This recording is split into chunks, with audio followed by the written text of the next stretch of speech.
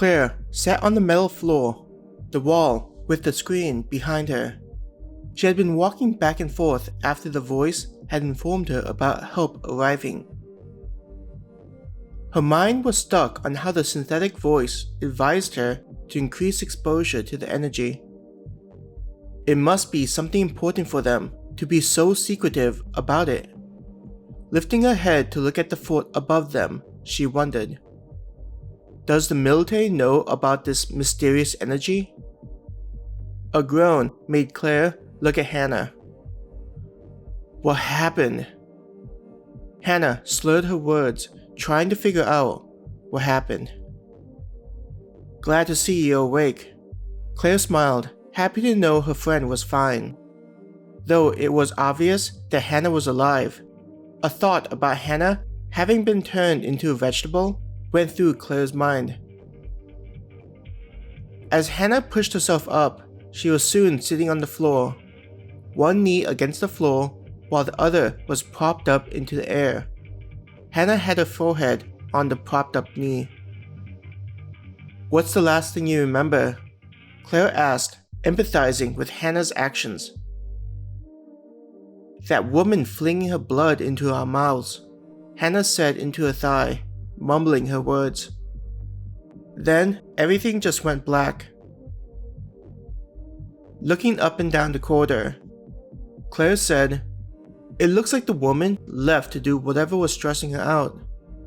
She wondered how long it would be until help would arrive to take them to wherever they needed to go.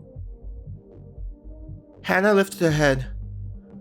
I'm okay with that. A flat expression on her face. Aside from the fact that she could have given us some information about this place. Pointing to the screen behind her, Claire said, the help option on the menu isn't much help. Hearing this information, Hannah's expression showed signs of interest. Don't look too excited. Most of the questions I asked were heavily censored, due to our levels not being high enough to get access to the good stuff. Claire leaned her head against the metal wall. The only thing I could really find out was it being a computer system installed by Star Moon, and that we need to expose ourselves to the energy mentioned by the woman. Why are we exposing ourselves to some energy? Is it like radiation? Hannah lifted an eyebrow. We're not going to develop some kind of cancer, will we? Claire laughed, realizing that it was only because of their upbringing that Hannah would even consider the energy messing with their cells.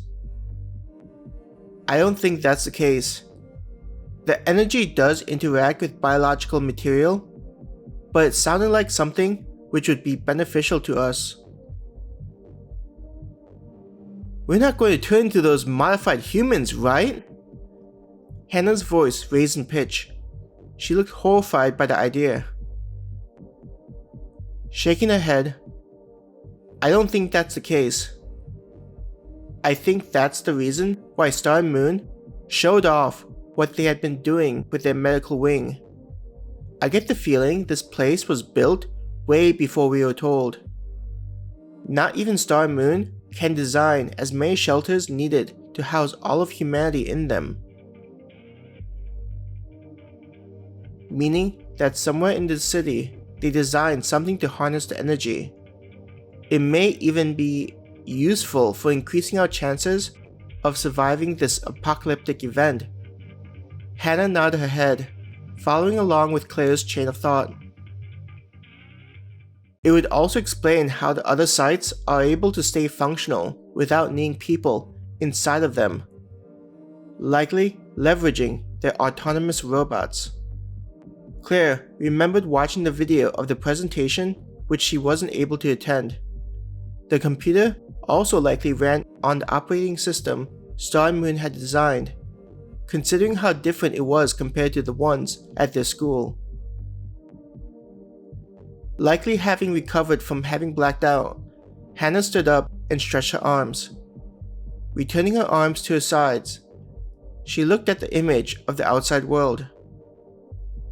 Are we going to do what the computer told us to do, or head back up. Though Claire did feel guilty about no one knowing where they were, it was likely neither of their parents noticed the two of them were missing. At least I hope they haven't noticed. Claire tried not to imagine the military police called to search for them.